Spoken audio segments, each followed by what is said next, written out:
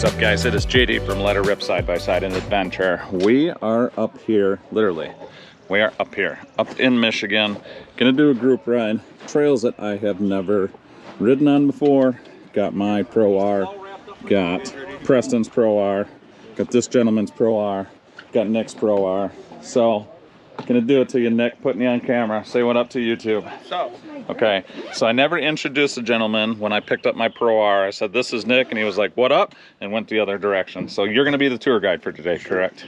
Yeah, so we're following wherever the taillights go. That's kind of the theme. As you can see, he's at, how many miles you got on this rig now, you think? 3,000. 3,000? Yeah, so you can see he's all set up. Got the air filtration system for the helmet, all that good stuff. But he is right under there is not normal. What do you all got done to this thing as far as engine-wise? Just cams in it. Cams? Cams, yeah, it's tuned and clutch. Yeah. How many horsepower do you think? How many horse torques? 300. Yeah, that's the goal eventually. We'll get there. So, yeah. And now I believe you said you directly have worked with Bikeman as far as some of the tuning, all that good stuff. So, yeah. So he's got the inside gig on that aspect of things. So everybody right now is linking up their ride commands so we can know where everybody is on the trail. We got, say what up, Preston. What up? Yeah, you guys seen him on the Deer Q's ride, out there ripping, eating dust. He's the one that talked me kind of into getting a particle separator along with Nick. Had him on all the other rigs. It's definitely well worth the investment. So you've been up here before? Yep. Yeah. Last year. What's that? Last year. Last year. So as long as Nick doesn't pull the picture that you showed me, how long did it take to get that rig out? What was that, 3 hours? Something like that. Yeah, 3 hours, what, 3 machines, multiple winches, so it's part of the ball game, I guess. So either way, we're gonna get some gear on, guys. We are gonna get ready to go, and let's make some miles. All right, I will do my best, guys, to keep you guys clean. I know it's gonna be pretty dusty today, so we'll see how that goes.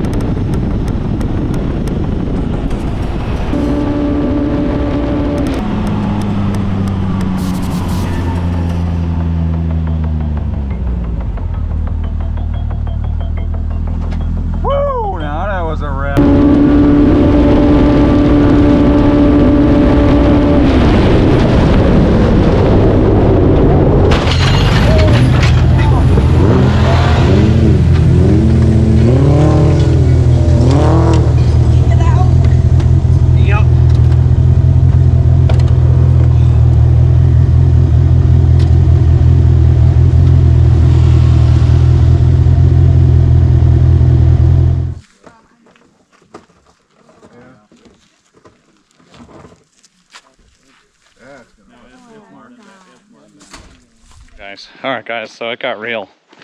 So dust is a shitty situation. Excuse my language, but we had stopped.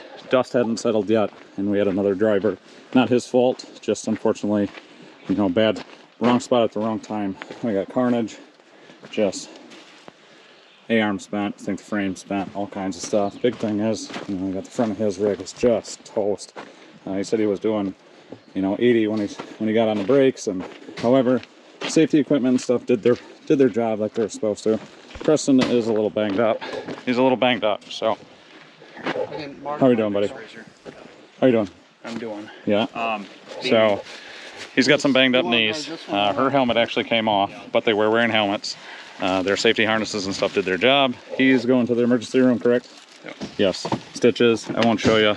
YouTube will probably take it down. So Preston's going to promise he'll take a video and give us an update when he's all good to go. Yeah? Yep. Okay. All right, you be all right? Yep. All right, cool. Yeah, send me an update. Let me know what's going on. So, she's a rough one. We've got an update. Preston is on his way to the ER. He wasn't feeling horrible, but he wasn't feeling great.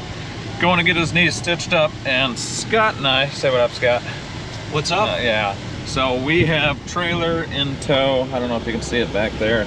We have to go pick up two extremely, they're tore up. I'll show you guys when we get there.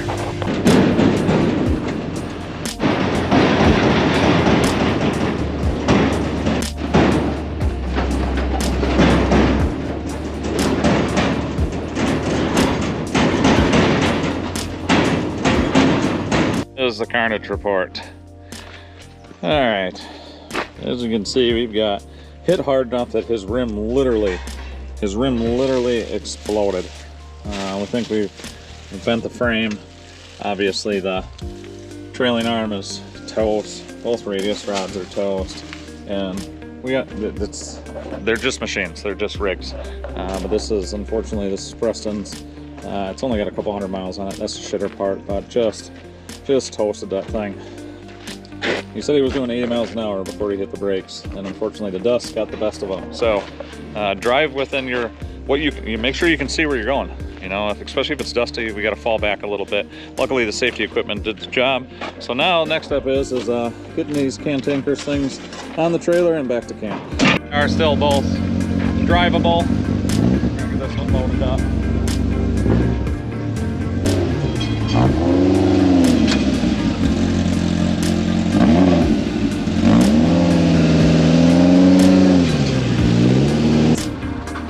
Yeah, I got about a foot before the bumper hits.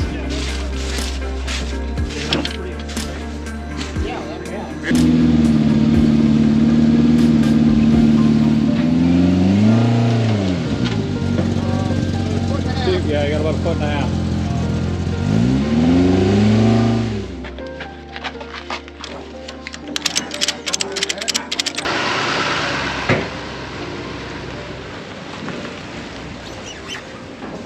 Done. I'm loaded up. I got both the damage rigs there. One more time, let's do a quick walkthrough. I mean, it is pretty significant. Not sure exactly frame, if that's compromised in the rear, but you can see it just folded the trailing arm, folded it right here. There's a couple things here that don't look right in the back. I mean, you can't do that significant a damage into a machine at 60, 70, 80 miles an hour, and something's got to give. So Nick says he's going to have this machine running yet today. He said he's going to take all the good components off of Preston's and get another rig up and running so they can at least continue the ride. Just got word Preston is on the way back from the hospital. No surgery, no nothing on his knee. Stitched up like three of the cuts and is sending them down the road. So, but you know, his A-arm and stuff, I don't know if you guys can see in there, is toast. I actually snapped the shaft off of the shock. That whole A-arm and everything is toasted. It actually snapped off part of the bulkhead here. It is, the whole front of that rig is, it's hard to say. It's hard to say what's going to transpire there, but things are not happy. Things are very angry. With that being said, things could have been a lot worse. So for all you guys that don't wear seatbelts, I think you're absolutely crazy. If you ride fast, I think 4-point or 5-point harnesses are a must in a rig. when you plan on going fast. Because if that would have been a regular seatbelt situation, or for all the people that don't wear seatbelts, I'm thinking that scenario would have been a lot worse. I'm thinking it would have been a call for an ambulance or call for 911, picking them up out of the woods. So for a shitty, excuse my language, situation, I think it came out pretty well. We were able to drive both rigs on there, go rescue him. He's done in the ER. Nobody is seriously hurt. So safety equipment, guys, versus putting lights and whips and all the dumb stuff on there. Looking to getting some safety equipment, because as you guys seen, that impact was pretty serious. Now, what could have been done different? First off, I don't know if we should necessarily sort of stopped where we did. However, we were far enough up the trail. We got ahead of everybody. There was that Y there you guys seen. I don't know if you've seen it when we went by. With all the dust, we were having to work on keeping everybody together. So the last person in the line would wait for the person behind them so you can continue on your adventure, because like I said, people were getting separated because of the dust. Two, maybe I shouldn't have stopped where I did. Nick did pull off to the left, but we had left ourselves plenty of room. The dust had settled, so we thought we were good. We don't know if speed played a factor. Honestly, I think it was just things came up so quick. Throw in the combination of us in the trail and the dust. Unfortunately, that is the result. So they're just machines. I'm kind of curious to see what transpires with both of those, and if they're able to get them up and running, or how significant the damage really is. So we are going to cut this video off here, guys. When you're out riding these things, as fast and stupid as these are, get some safety equipment, take the necessary steps to protect yourself, because like you've seen today, things can go south just that fast. A couple poor decisions and look where we're at. So I am heading out for the next ride. This one will drop, and then I'm actually going to take the quad out. We got the scrambler. We're going to head up by Doug and Serona and do some riding up there. Almost at the 1,000 subscriber mark. Don't forget, comment on the reveal video or any of the Windrock videos. Get yourself entered in that subscriber giveaway. 1,000 subscribers are giving away a winch, a light bar, and a bucket of Tough Mudder soap. And that free to you guys. No gimmicks, no nothing. We'll ship it to wherever you guys are at. I do appreciate all the support, guys. Don't forget, smash that subscribe at Let Her Rip Side by Side and Adventure. And on to the next adventure. All right, guys, so we promised you an update video. We left you off at the last one where Preston was getting loaded up. It was for just to be safe, on the safe side of things. They ended up going to the emergency room, got themselves checked out, and let's say what up to Preston and see how he's doing. How you doing, buddy? I'm doing up and kicking. Could have been a lot worse. Yeah. So now we asked a couple things, I guess. I've always added weird, stupid little stuff to that. I think my outlook on far as when I get my rigs, I'm going to focus more on the safety side of things, because how fast did that happen? It was, I saw it, locked my brakes, and maybe 5 seconds later I was in the back of the machine. Yeah, so for everybody that rides these rigs fast as shit and like doesn't wear a helmet, doesn't wear the proper safety equipment, I feel if you would have not been wearing your seatbelt, a helmet, or just a regular seatbelt, I don't think the results would have been the same. No, they would not have. No, because, that was a 40, 50 mile an hour impact to a machine that was dead stopped. Now, we've asked ourselves who is to blame for that, and I'm sure the internet is going to have a ball with this one, but we had talked about what we were doing for the filming side of things. We had got far enough out in front of the group. We thought, I was parked to the right. Nick never pulls to the left of the rigs unless he feels it's safe. So the combination of the little bit of dust, the little bit of a roll of a hill, him coming in a little hot, and next thing you know, that fast shit happens. But what saved, I think it saved your life. What saved your life? Absolutely, harness and helmet. Yeah. I've got the bruises to prove that. Yeah, show him your arm, show him your arm. Yeah, and now what actually happened to your knees? What did they all do? How many stitches? So I have an M-style incision on my left knee. I have a big laceration and a smaller incision on my right knee.